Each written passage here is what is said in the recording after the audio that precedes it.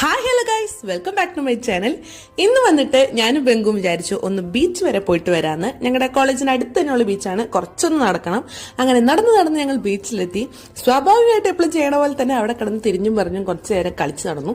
പിന്നെ കുറച്ച് ഫോട്ടോസും കാര്യങ്ങളൊക്കെ എടുത്തു. ഇത് നമ്മുടെ ബെങ്കു അവിടെ ഒരു മഴവില്ല് കണ്ട് അന്തം വിട്ട് നിൽക്കുന്നതാണ്.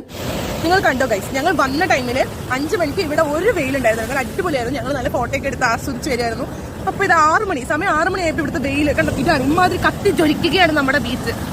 ജ്വലനം സഹിക്കാൻ പറ്റാതെ ഞാനും ഇപ്പൊ വേർത്ത് ഒഴിച്ചതാ, ഉറ്റണു വേർപ്പൊക്കെ സൺസ്ക്രീനെ കൊലിച്ചു പോയി.